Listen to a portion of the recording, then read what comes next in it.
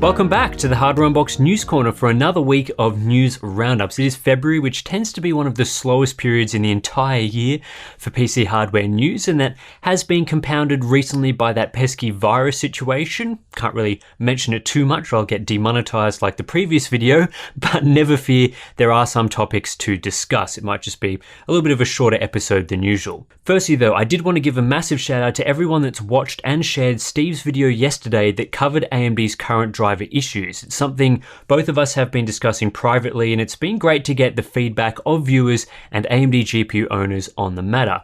AMD has been tracking all of this stuff from our poll in the community tab to our feedback and yours as well, so hopefully if we can get as much information as we can to AMD, they'll have an easier time nailing down some of the issues that are plaguing GPU owners. The situation does make it a bit harder for us to recommend AMD GPUs right now, but at the end of the day, we do want to provide any assistance we can so that they can get the problems resolved for current owners. And rest assured, if AMD didn't get the message before now about the driver issues, they've certainly heard it loud and clear at this point. Anyway, let's get into the news here with the first of two new GPU series that we'll be talking about. I say new in inverted commas here because this first one, Nvidia's MX300 series for low power mobile devices, isn't really a new product. Instead, we're still looking at Pascal-based GPU dies.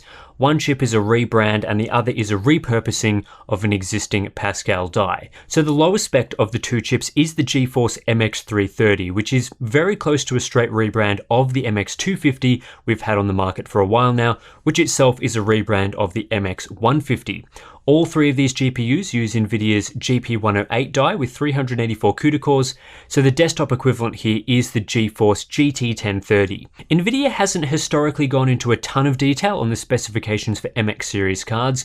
The new product page for the MX330 is laughably bad in this way, but according to various sources, the MX330 is a very slight clock speed improvement on the MX250. But we're talking here about a base clock of 1531 MHz versus 1518 MHz, so very slight is an understatement. There's less than a 1% gain, so basically just a straight rebrand. The reasoning for this lack of change is pretty straightforward. Nvidia are still targeting a 25 watt power envelope for the MX330, and given it's using this same GP108 die, there's no room to move on clock speeds. The memory interface also remains the same, with GDDR5 on a 64-bit bus clocked at 7 gigabits per second. Nvidia claimed the MX330 offers up to 2 times the performance compared to the Gen 11 GPU found in Intel's Core i7 1065G7. That seems pretty much spot on based on what we've tested previously, with the MX250 offering around twice the performance of that exact Ice Lake CPU in its 15 watt configuration. The gap narrows a bit when Intel's GPU is given 25 watts to breathe, but in most cases the MX250 offers more performance, so the MX330 should as well. The MX350 is the more interesting of the two GPUs. This chip uses a new die for the MX series, bumping us up to GP107 with 640 CUDA cores. So this is a cut down version of the GP107 die that's been used for cards like the GTX 1050 and GTX 1050 Ti, although this variant has been seen in the GTX 1050 2GB. The MX350 uses the same GDDR5 specs as the MX330 and the same 25 watt TGP, but to fit those extra cores into the power envelope, clock speeds have come down to a 1354 MHz base. There will also allegedly be a 15 watt lower power version of the MX350, which sees clock speeds drop even further. With both the MX330 and MX350 packing the same 25 watt power target and built using the same architecture on 14nm, the MX350 isn't going to offer a huge performance increase. But because the larger GPU with more cores can be clocked at a more efficient clock speed on the clock voltage curve, the larger MX350 will be faster.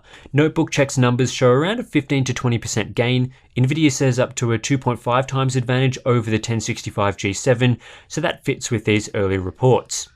With the launch of Intel's Ice Lake series and the upcoming launch of Ryzen Mobile 4000, Nvidia did need a new low-power discrete GPU offering with more performance, given both of these CPU/APU lineups pack more powerful integrated graphics than ever before. Both the MX330 and MX350 should serve the purpose quite well, although we'll have to see where Ryzen Mobile falls into the mix. AMD didn't want to be left out of the new GPU launches this week either, also releasing a new graphics card in the Radeon Pro W5500.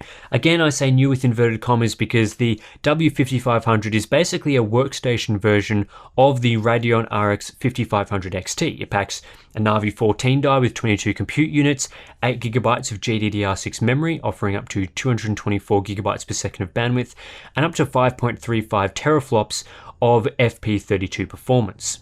Like most workstation cards, this does come with a significant price premium over the gaming equivalent. The Radeon Pro W5500 will cost $400 when it goes on sale mid-February, which coincidentally is right about now, compared to the $200 price of the RX 5500 XT 8GB for gamers. But for that price, you get all the certification, the validation, workstation-specific features that buyers pay that premium for. To a gamer, these benefits might not seem worth the cost, but for professionals that need to ensure their GPU works perfectly with their software, the added price tends to be well worth it.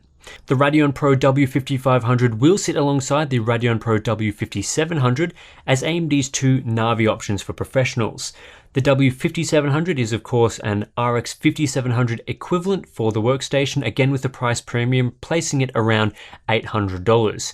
The rest of the lineup contains WX series cards with all sorts of other GPUs including Polaris and Vega. It wouldn't be a news corner in 2020 without some form of rumor originating out of an EEC submission. Well, today's rumor is an interesting one in that several MSI GeForce GTX 1650 models were spotted as submissions, all with a curious D6 designation in their product name. This suggests these new models, which include Gaming X, Ventus, and Aero branded units, are GTX 1650s with GDDR6 memory. And to be clear, this isn't the GTX 1650 Super, which already packs GDDR6 memory, but a specific variant of the original GTX 1650 that's been bumped up to GDDR6 for whatever reason. That's the speculation and rumor at least. So as we know, the GTX 1650, Nvidia's lowest end GTX 16 series product, launched with TU117 and 4GB of GDDR5 memory, providing 128GB per second of bandwidth. The core configuration of just 897 CUDA cores was also relatively weak, which when combined with its $150 price tag, didn't make it a very attractive offering up against AMD's RX 500 series. Later, Nvidia decided to refresh the 1650 with the 1650 Super, giving it a substantial upgrade to a TU116 die with 1280 CUDA cores and GDDR6 memory with more bandwidth. It became much easier to recommend around $160 given it was a huge performance uplift. However, as of today, the original GTX 1650 continues to be available for $150. Not sure how many people are buying the card at that price, but it can't be many. So it at least makes a bit of sense for Nvidia to try and do something with their TU117 dies that would see more sales. Now, this hasn't been confirmed officially by either Nvidia or MSI, but repackaging that GPU with GDDR6 memory could give it a bit of a performance boost and make it somewhat more attractive at that price. I doubt it would improve too much, but it would be better than nothing. Nvidia has also played around with memory configurations plenty of times in the past with cards like the GTX 1050 2GB and 3GB variants, as well as the infamous GT 1030 with its GDDR5 and its pathetic DDR4 models. The GTX 1060 also got plenty of updates, including one with faster 9GB per second memory and another with GDDR5X. So we'll see whether the GTX 1650 GDDR6 model eventuates, but it wouldn't surprise me if it did. Another rumor this week surrounds the Core i7-10700K, which was spotted with a boost clock as high as 5.3 GHz in a 3DMark benchmark database entry. This is fitting with previous rumors we've heard about Intel's 10th generation Comet Lake S processors, which will allegedly look to push boost clocks past 5 GHz for their 8 and 10 core configurations in an attempt to beat the performance offered by AMD's Ryzen 3000 series. There's not much else to say about this one. It's unclear whether these specifications are accurate, but we do expect to see clock speeds greater than 5 GHz for Comet Lake through a combination of binning and, throwing any sort of power targets right out the window. Other rumors include a return of hyperthreading across the entire lineup, not just Core i9 models, so we should be getting 8-core 16-thread Core i7s and 6-core 12-thread Core i5s as part of the series. As for launch timing, not much has changed here. We're still hearing a late March, early April timeframe speaking to our industry contacts. We also expect Comet Lake H for high-performance mobile devices to launch around the same time. AMD processor codenames have been discovered in code found in the latest macOS Catalina 10.15.4 beta. A lot of people are reading into this that Apple might shift over to using AMD CPUs at some point in the future, but I'm not so sure. It's possible these code names are in here simply because AMD are testing some things out internally with no real plans to transition. In any case, Rogame on Twitter did discover references to Raven, Picasso, and Renoir alongside many GPU code names that we know of like Polaris and Navi. Raven being Raven Ridge, the first generation of Ryzen APUs featuring Zen technology, Picasso being the second generation with Zen Plus, and Renoir being the new lineup of Ryzen 4000 series APUs with Zen 2. There's also a reference in there to Van Gogh, which is expected to be the successor to Renoir. Final story for this week is about G.Skill. They've gone crazy and are now offering a 256GB kit of DDR4 3600 CL16 memory specifically for high-end desktop platforms like AMD's Threadripper. The kit packs 8 32GB modules of Trident Z Neo with, of course, RGB LED lighting on the top. 32GB unbuffered DIMMs are a relatively new entrant to the consumer market, but they will allow those with Threadripper systems to access more memory than previously possible, especially useful for those with a 3990X, for example. G.Skill have validated this kit to run with the Threadripper 3990X on the Asus ROG Zenith 2 Extreme Alpha motherboard. What a mouthful of a product name there, although you would expect compatibility won't be limited to just this single configuration.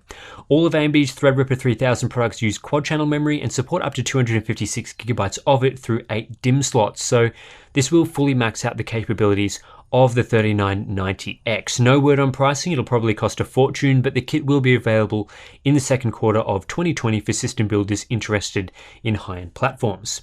That's it for this episode of the Hardware Unboxed News Corner. As always, you can subscribe to get this segment in your inbox every Friday or thereabouts, although as has been the case several times in 2020, there actually won't be an episode next week as I am doing a bit of business traveling. Stay tuned for what that might be in the coming weeks when we can talk about that a little bit more. What else? You can, of course, subscribe to our Patreon if you're interested in supporting the channel directly and want access to things like our monthly live stream and our Discord community. We also have merch available. Links to both of those things are in the description. Yeah, it's a long episode. Getting a bit muddled up with my words there. In the description below, you'll find the links to both of those things, and I'll catch you in the next one.